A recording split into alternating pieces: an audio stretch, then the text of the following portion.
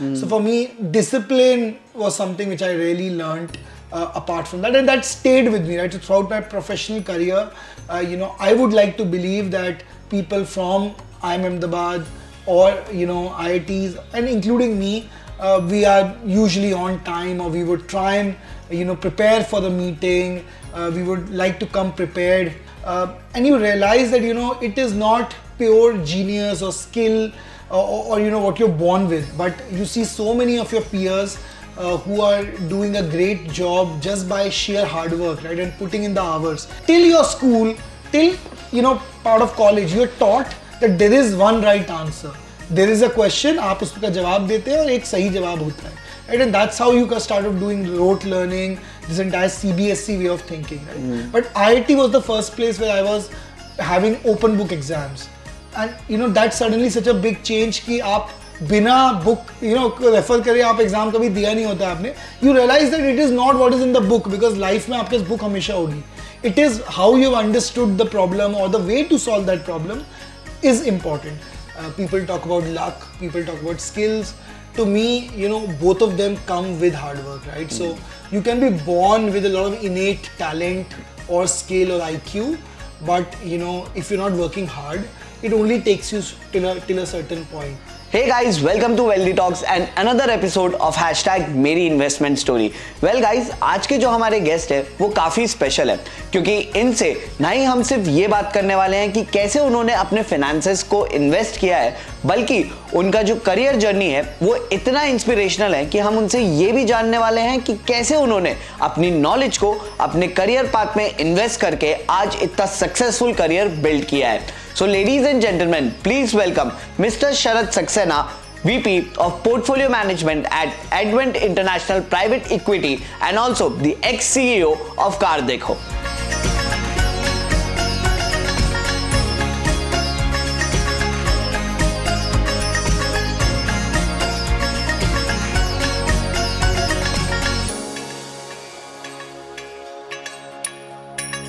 So thank you so much Sharad sir, आज आप हमारे शो पे आए हो.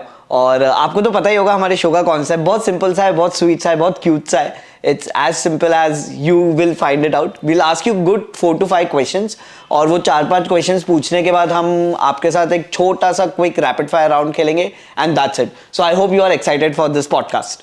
Yeah, thank you for having me, Kanishk. Really excited and looking forward to the chat with you today. Great. So sir एक काम करते हैं, अक्सर लोग प्रेजेंट की बात करते हैं, मैं थोड़ा सा पास्ट में जाना चाहूँगा. So let's take a step back and look at your journey when you started your engineering and MBA days. जहाँ आपने IIT से इंजीनियरिंग किया है, you have done your MBA from IIM Ahmedabad. So my first question to you is, it is said that when you are in IIT plus in IIM, there is something unique that you pick it up from there. There are specific learnings that you get. So what are those learnings, or what has IIT and IIM made you as a person in your professional life? Yeah, no, I think that's something I get asked a lot. Yeah. But before I answer that question, I think the first thing I would like to say, which I genuinely believe, is that whether it is IIT or IIM or any other institute that you go to, right, there is of course a lot of learning, and most of us come out transformed from our undergraduates or postgraduate colleges. So it's not only true for IITs and IIMs, right? So I don't want it to sound like, oh, because it was from IIT or IIM, there's something unique or special in my learning. Of course there's some things which are unique, but yeah, I think my experience of what I picked up might be similar to what somebody might have picked up even without going to IIT and IIMs. So in that sense, everybody has a very unique set of learnings, irrespective of which kind of institute they go into. But yeah, I've been very fortunate to attend both of these premier institutes, highly respected in their own areas and fields. And I think if I look back, 3 or 4 things stood out for me. And IIT, of course, I was younger. I was just 17, like most people are when they enter college. So the kind of learning I had were different. And by the time I went to IIM Ahmedabad, I was already working for last 3 years. So I was close to 24 years old. So the learning was slightly different. I'd worked before that. So my perspective on the world was very different. But if I were to summarize, I think 3-4 things which stood out. One is of course, the habit of rigor, right, of hard work. You are of course hardworking if you go to an IIT and you've studied hard, but you truly appreciate the value of hard work and rigor once you're in these colleges, because you're competing against the very best, very sharp people coming from different backgrounds, and you realize that it is not pure genius or skill or what you're born with, but you see so many of your peers who are doing a great job just by sheer hard work, right, and putting in the hours. And this is not only academics. This can mean sports, it can mean extracurricular, debating, art, performing arts, any of that. But there are people that you see who are talented, maybe even less than you, more than you, but what they achieve through sheer hard work and tenacity is just amazing, right? And you start to inculcate that and appreciate that, learning from others. The second thing is, of course, discipline, right? IIT, for example, is a very, very disciplined engineering institute, right? At least was at my time, in terms of, attending classes on time, putting in submissions on time, quizzes. The entire structure of the curriculum is made in a manner which kind of inculcates discipline, hard work, putting in the hours. Of course, people can navigate it without putting it, but for me personally, it really made me far more disciplined than I thought I was as a school kid, right? And you start to see that in action.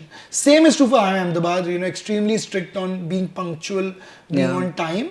So for me, discipline was something which I really learned apart from that, and that stayed with me, right? So throughout my professional career, I would like to believe that people from IIM Ahmedabad or IITs, and including me, we are usually on time, or we would try and prepare for the meeting. We would like to come prepared, etc., etc. So some of those life habits came to me while I was studying in these institutes.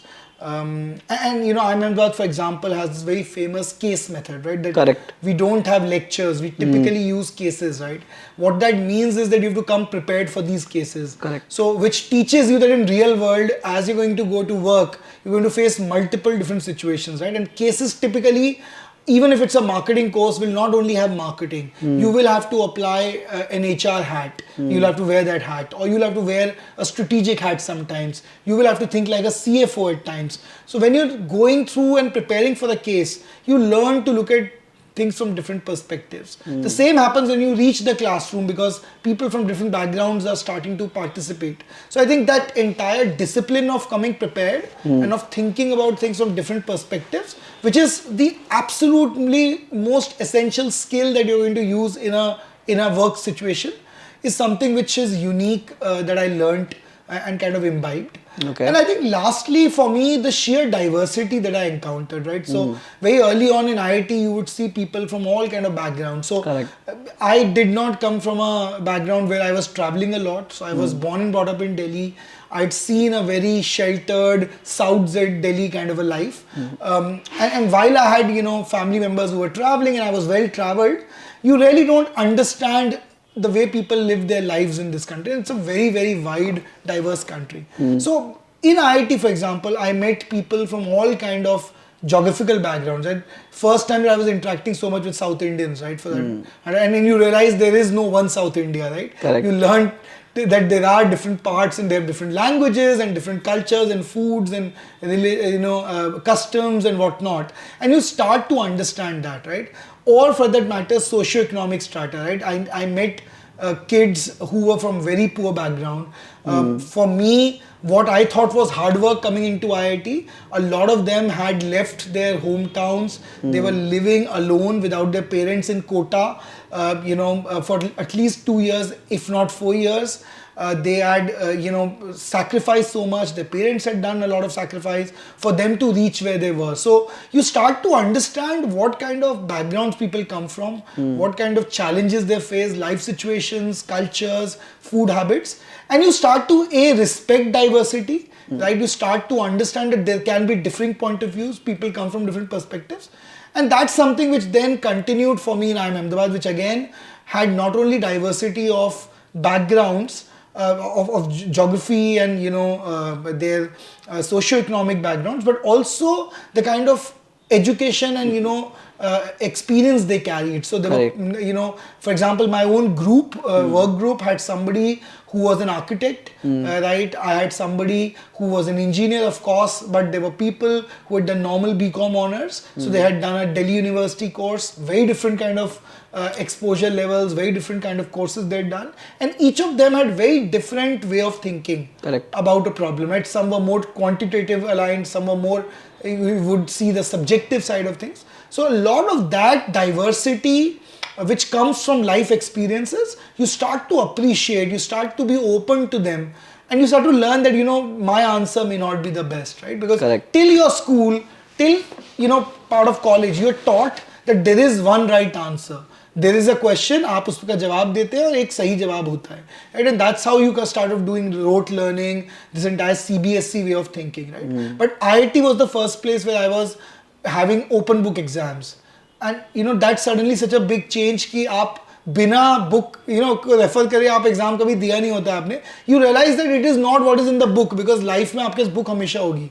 It is how you understood the problem or the way to solve that problem is important. Similarly in IIMs, like I said, you know, there is case method, there is all different kind of tools available to you to solve that problem. So you learn to, you know, understand that, you know, true world requires very different way of solving problems. It is through, of course, the principles and the theory which you are learning, but it's also about putting together different perspectives, people coming from different point of views, and how do you get to an answer which incorporates all of that. Of course, there's some absolute rights and wrongs, but you still learn to, you know, embrace diversity. So I mean, these three things were, you know, which I really saw a distinctive shift in me as I kind of became an adult from a child going through these two institutes. Great. So, I mean, this was really good. I would say the point where you said it doesn't matter you are IIT or IIM, the learnings that you told, I think every student or everyone who's studying today or aspiring to be in IIT or IIM, these three things you will have to carry with yourself: hard work, discipline, and diversification. Absolutely. So I think if you are able to do that, you will definitely be successful. Well, इसी के साथ I'll move on to my second question, जो हम हमारे सारे guests से पूछते हैं, and I'm sure आपको भी अच्छे से याद होगा कि IIT complete हो गया, I'm sure आपकी first job लगी होगी. So what was your very first salary, and what did you do with it? Did you spend it or did you save it? Okay. So this is very interesting questions, but for me it is a slightly different answer. Okay. So I come from a humble background. While I was living in Delhi, you know, there was a time in my life when my father was no longer working. A mix of health issues and him, you know, being close to retirement age. And I had just, you know, joined IIT at that time. I was just passing 12th. And, you know, it was me and my sister who together kind of decided that we should start taking care of our own expenses, right? And I am fortunate to have very liberal parents. Both my mom and my dad were very supportive. They asked us to become independent. So even before I had started earning, my sister already used to take tuitions. And she used to, you know, earn enough for her pocket money and even for her to take care of her college, and she was in Delhi University. So it was not a lot of expense, but she'd already become that. So that to me came very naturally, and it was like, you know, rite of passage that, you know, I've now, you know, done my graduation. So first year of college, I started taking tuitions.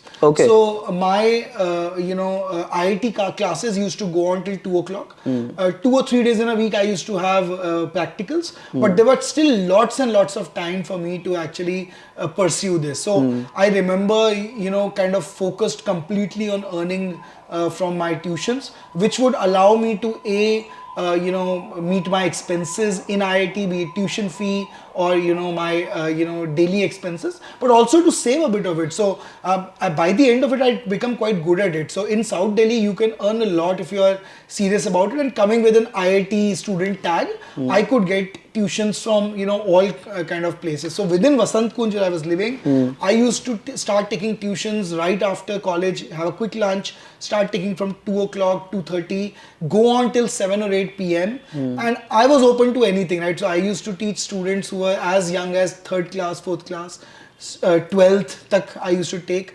I've checked JEE papers for FITG. I still remember I used to get 12 rupees for a screening exam, 25 rupees for the mains, and I used to give a bunch of them to my mom, saying the screening ka ye key hai. Question number 1A, question number 2B, you also do it, right? So I think at that point, if I really think about it, together I would be earning somewhere between 10 to 15,000 rupees. It's a huge deal. This is 2000, 2001 that I'm talking about. Oh God. And I used to easily earn 10 to 15,000, which used to take care of my bus rides, it used to take care of all my food, going out with my friends, blah, blah, blah. So I was completely independent, which was a beautiful feeling, right? And it had come to a point where, because of word of mouth, there was no internet at that time, right? Because of word of mouth, my entire network of these housewives who would want me to teach their kids had become so much that I was kind of declining, classes. I used to give it to my friends. So I had a very dear friend who was also doing this. So we used to kind of change students if we need to, because my home was closer,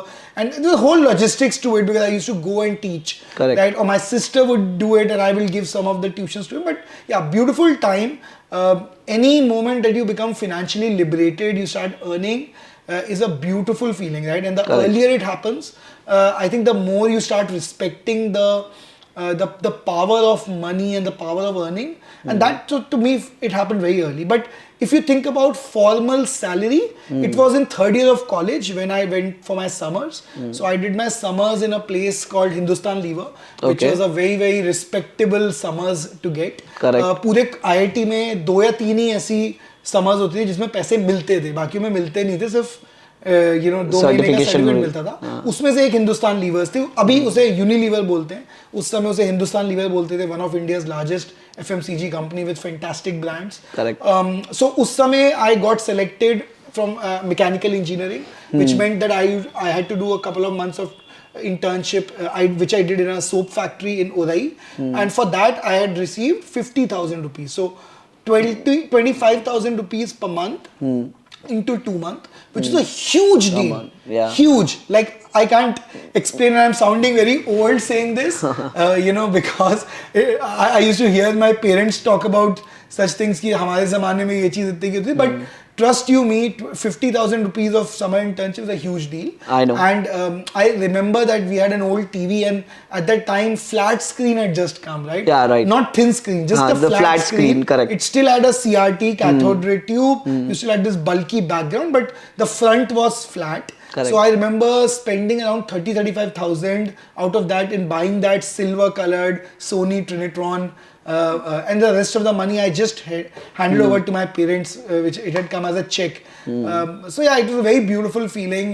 But yeah, I started earning pretty young in my life, and it was just wonderful, right? I kept earning since then. I think I've never stopped earning. Even during IIMs, I used to take tuitions. Or in Ahmedabad? In Ahmedabad, what I was doing is, in my free time, I would go out and do GDs and PIs. One of my friends used to run MBA institute called MBA Guru, where I used to go and take guest lectures. And again, after a while, it is no longer about the money. You just like being part of that ecosystem, right? Correct. So I used to go there and teach, not every day, but I think there's never been a moment when I'm not earning, right?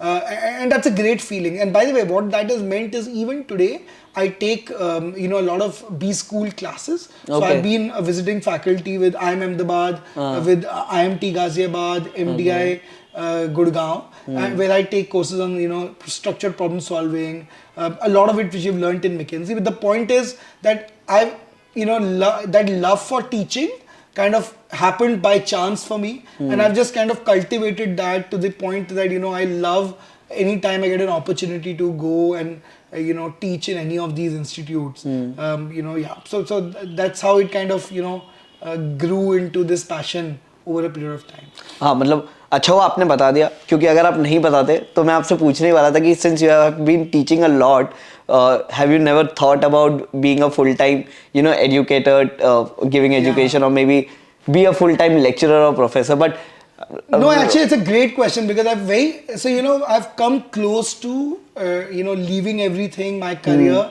and actually saying I should do a PhD from Ahmedabad and become a full-time professor. And there was a time after IIT when I had this kida that let me do it and become a professor. And I just love that, entire profession, that vocation of, of being a teacher.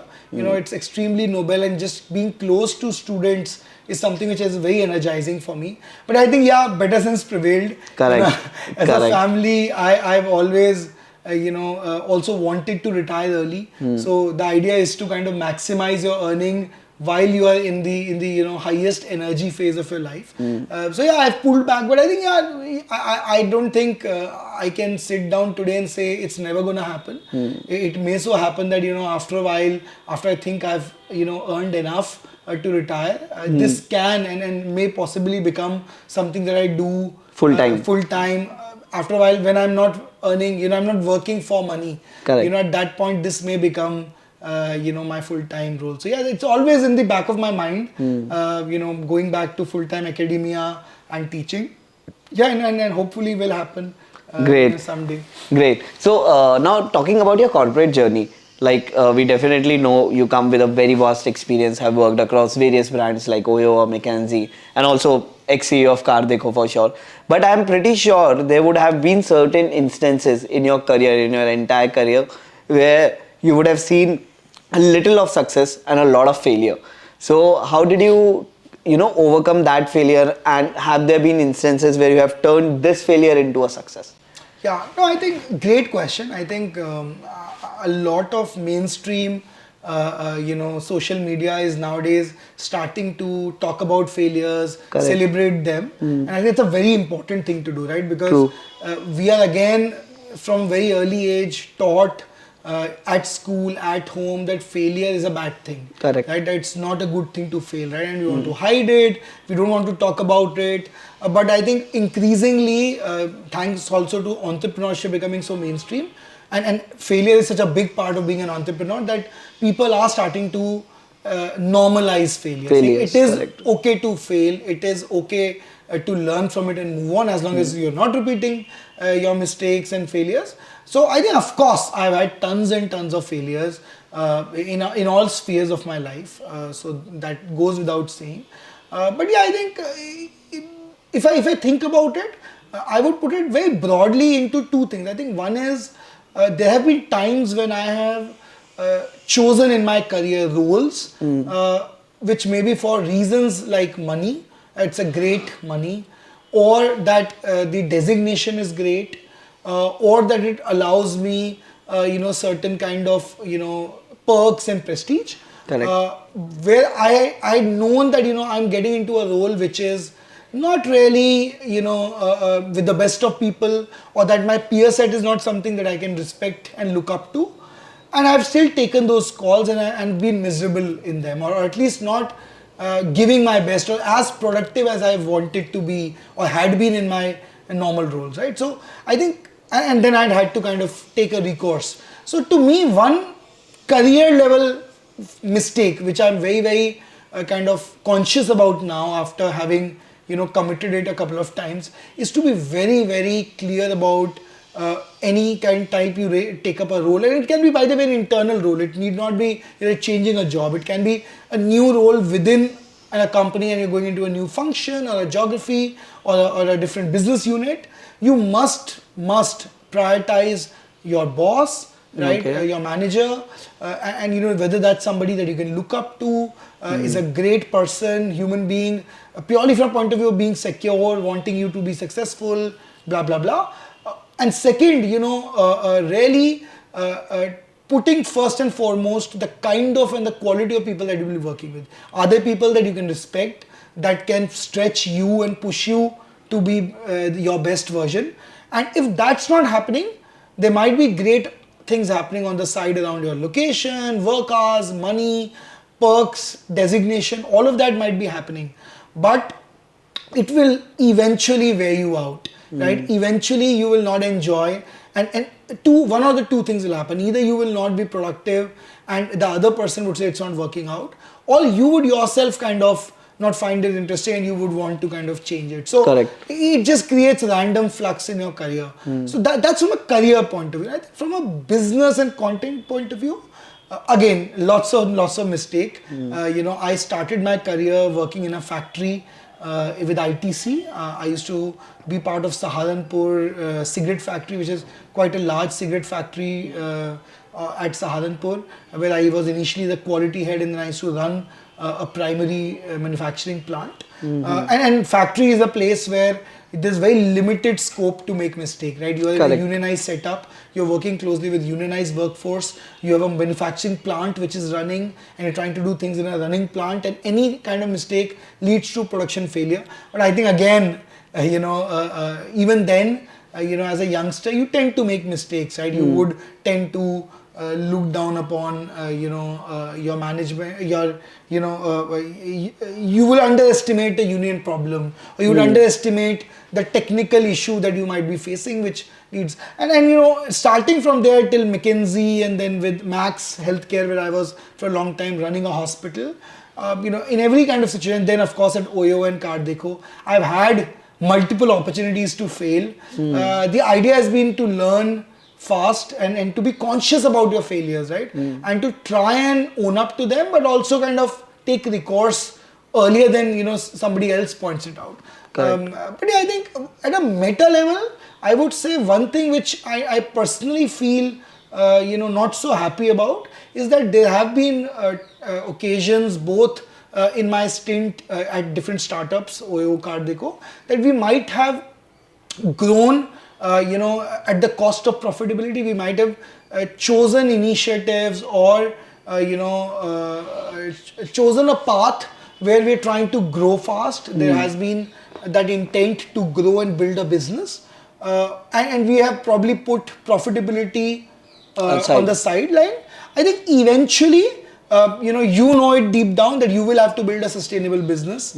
So does the ecosystem, so does the founder, so does the board.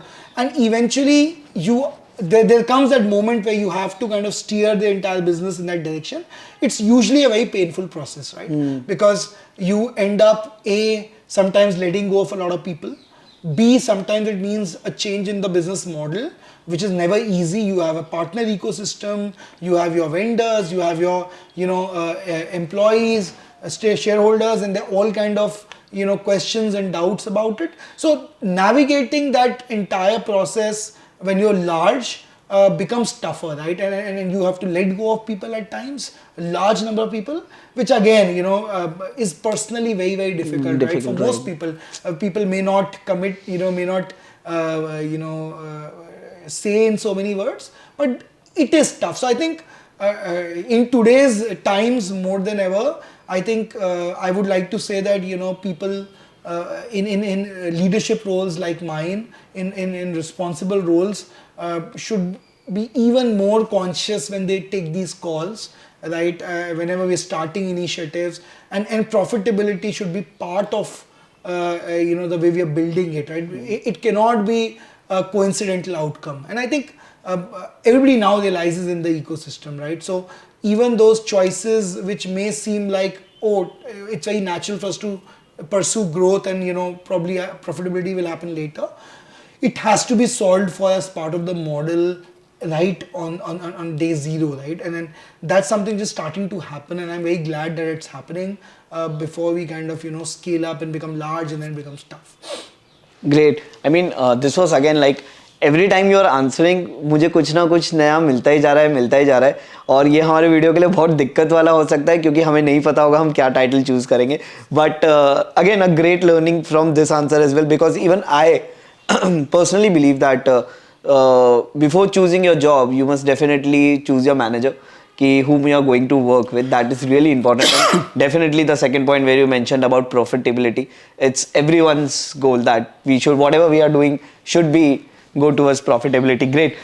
तो sir अब मैं आपसे पूछने वाला हूँ कोई एक ऐसा सवाल which is more about you, which is more towards the finances, which is more towards the investments that you have done in life. तो अभी तक जितना मैं जाना हूँ, like the way you have said that you started earning at a very young age, I guess आप सिर्फ 18 साल के होंगे, max to max 19, and you were earning 50,000 rupees a month, and then from there 50,000, और अभी तो आप हमें बताएंगे नहीं. So eventually, like what has been your investment journey? How did you decide to invest in कि मैं कब investment शुरू करूँगा? Did you learn it? It was self-learned, or did you take some advice from through various wealth partners, advisors? और आज अभी आपकी investment journey कैसी है, and the kind of financial instruments you always keep on investing and you would suggest कि यार if you're not doing it you should do it. Yeah. So I think I did not actually start investing so early in my life. Okay. Right. So I remember I was with the ITC, like I said, in the Sahanpur factory, and that was a time when the bull run was happening, right? 2004, 5. Correct. Huge bull run was happening, and everybody around me, in ITC. Used to invest, and they were always talking about stocks.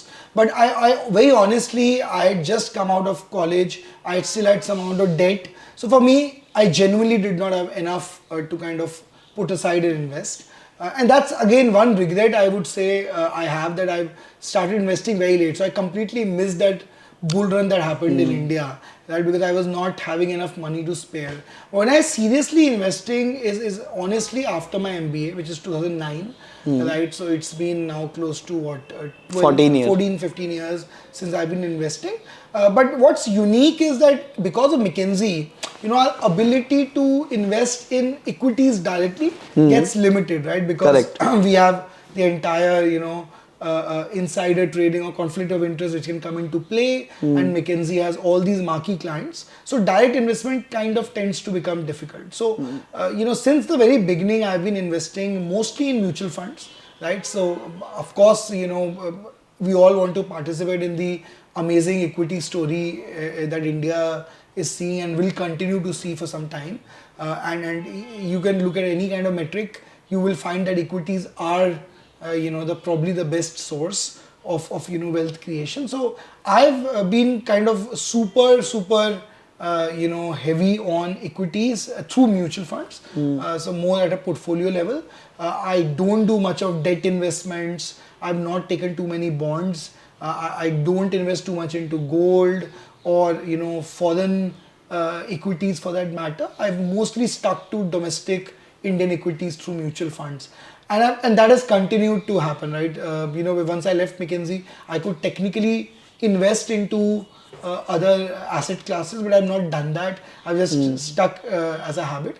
So I invest through a wealth partner, but almost 90-95% of my investments are into mutual funds, and some amount is in gold bonds, but broadly equities, and I think I'm very happy with that decision to kind of continue to do that. I'm also, if I look back, not a very high risk taking kind of an investor. I am somebody in the medium risk zone, moderate risk zone. So I did like kind of flirt a bit with bitcoins and foreign equities. So I do have some money in foreign stocks, and I do have some money put in Bitcoin and Ethereum just for the heck of it, but largely it has been all equities, and of course working for OYO and CarDekho, I do have some stocks which are in the form of ESOPs, which I continue to hold, but that's pretty much it in terms of my assets. Of course my house is also an asset, but I don't think of it as a real estate as an investment. I've in the past, spent money, buying a house for the sake of investment and given it out on rent. But my experience wasn't that great. In the end, if you look back at the past decade, real estate, at least in places like Delhi, Mumbai, the prime metros, it's been very few pockets where you've seen growth. Otherwise, largely it has been as much as inflation, and in some cases even been less than inflation. So it hasn't really been a great experience for me. So I personally don't like investing in real estate, nor do I advise anyone to do that. So that's pretty much been my investment journey. Great. So sir, now we have come towards the end, and I have very last question for you, and then we'll play the quick rapid fire round. This question I think I would ask on the behalf of our viewers. You have such an amazing corporate journey, a great business leader, a CXO yourself. So there are so many young aspirational professionals in their early 25s who have just started their career. So if you have to give certain suggestions to them, definitely you have told about choose your manager first, but then obviously people need to keep on upscaling themselves. They need to work on their skills. They need to be open towards always taking feedbacks. So certain suggestions for these young aspiring corporate guys who are also dreaming to be a CXO of a company someday, what would be your suggestions be? Yeah, I think two things, right, which I would say. One is, and again, it'll be nothing new, I'm saying, but something that I genuinely believe, right? One is hard work, right? I think increasingly, I've become an even bigger believer that hard work just trumps everything else, right? And people talk about luck, people talk about skills.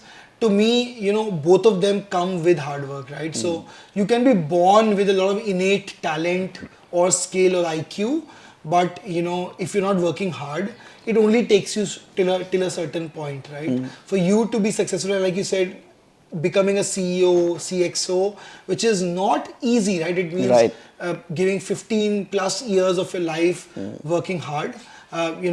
After a while, people who are talented but not working as hard, kind of, you start seeing that deviation in the path, right? People who might come at similar backgrounds like mine, might be very, very privileged like me to have attended the best of colleges, coming and living in a metro, blah, blah, blah.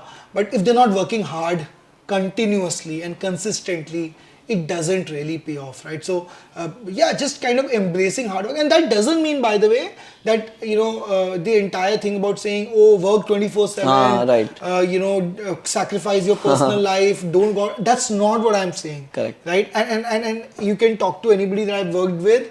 I have not been that kind of person who's, just working and having a very unidimensional life. I do, make sure that I'm taking my set of holidays and vacation. I'm giving enough time at home. Many of my career choices have been built around spending more time with my parents or with my family. So I'm definitely not saying that. But all I'm saying is, just the intensity that you can bring on a daily basis. You may still be going at 9 o'clock in the morning and coming back at 7 o'clock in the evening. But how and what you do with that time is very important, right? Or the intensity with which you work, right? That really is what I mean by hard work, right? And that's something which sets you apart. And it's not easy, mind you, bringing up that level of intensity or bringing it to your work every single day, right? There are moments, there are things that are going in your life which tend to sometimes take front seat and it kind of goes out. And you can have a few cheat days just like any diet or exercise, but you have to, on a majority of days, be working hard and with that right intensity.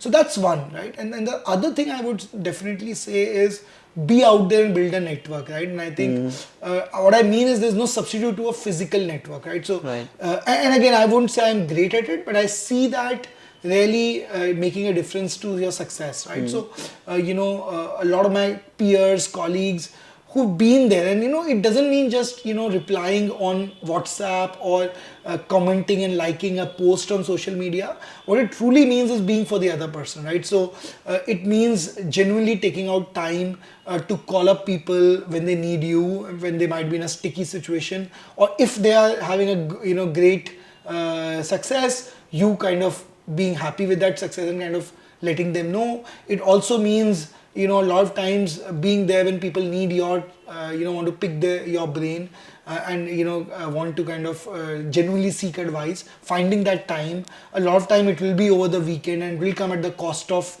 your family. But yeah, doing it is that, important. Showing up on events when there are people, and kind of just being part of a larger network that you're proud of, right? And then I think today technology has made it so easy to do that, right? So all of us, like I have groups for IIT or IIMs and school and McKinsey, all of these are groups, right? And there's enough opportunities to network that you get, right? And then you can today, more than ever before, be in touch and create that network which cares about you, which will open doors for you, which will think of you when they have opportunities, and they would kind of remember you and say, hey, why don't we call up Sharad, and he might be a great fit for this, blah, blah, blah. And then you would also kind of be able to, as you're trying to build success, be able to find the right people to be at the right, positions that you want in your team, etc. A lot of that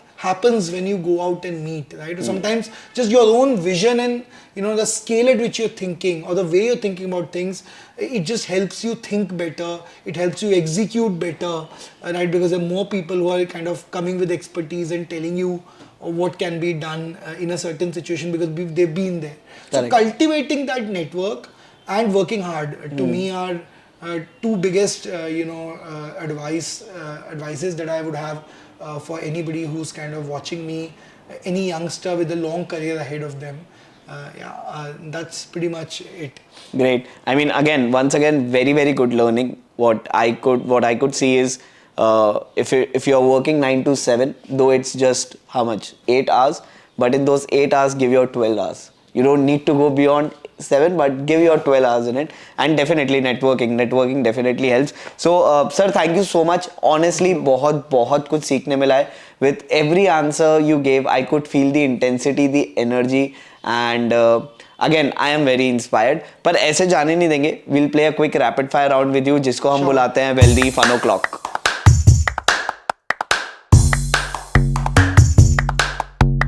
So sir, my very first question to you, and it is, explain how you start and end your day in just 2 lines. Looking at my phone. Start and end. Oh wow, that was such a quick answer. Great. Second question, a hobby outside of work that helps you be a better leader. Running. I run quite a lot, long distance running. And what it tells me is that eventually you're competing with yourself. Right? And also it's a great time for me to just think about things. So when I'm running, it's usually over a course of 1 hour.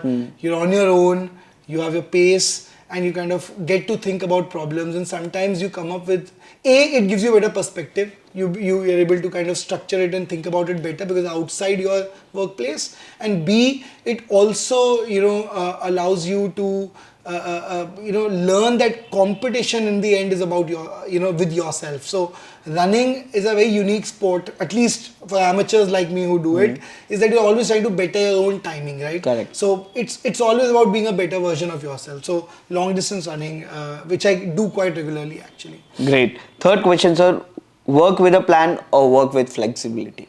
I personally am built in a manner that I always need a plan, but I think blessed are the people who can work with flexibility. Okay, great. Fourth, a place where you would like to see yourself after 10 years. Well, I know this answer. You mean geographically placed? No. Maybe in corporate. Honestly, I would like to see myself retired, so not in an active corporate role, and like I told you, a teacher, teaching either something on the management side or something, any of the skills that I picked up through my career with college kids, young kids. Okay, great. Very last question. I think I know this as well, but let's ask you, be the richest person or the smartest person? Actually, none. Actually, be the happiest person. Oh, thank you so much. For the very first time, someone has answered who neither wants to be richest nor smartest, just be happy. Well, amazing.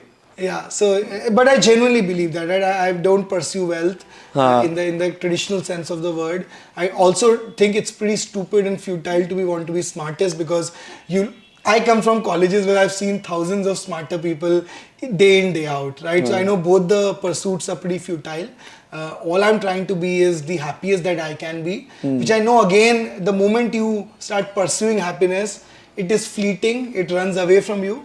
So you're supposed to, happiness is like that, like that animal who will, if you try to run after it, it will not come. But if you have some grains on the side and you're just standing, they will come to take a feed, right? So happiness is always a byproduct. Correct. But I'm trying to do things that can make me and my family happy. And that's what I really I'm trying to pursue for myself. Wow, amazing. Well, thank you so much, Sharad sir, once again for being our guest. It's my pleasure. I hope you enjoyed this session. I personally have loved it, and I'm sure आप लोगों को भी बहुत मजा आने वाला है. No, I loved it. Thank you so much for having me. It's the first time somebody played a rapid fire for me, so I'm feeling like a celebrity, because. But I can't give you a hamper. Yeah, probably that would have been the best. But no, I think it was lovely, and I now realize how rapid fire can be pretty stressful. Correct. When you're on the other side. But thank you for having me. Thank you, sir. I loved having the chat. Thank you so much. Thank you.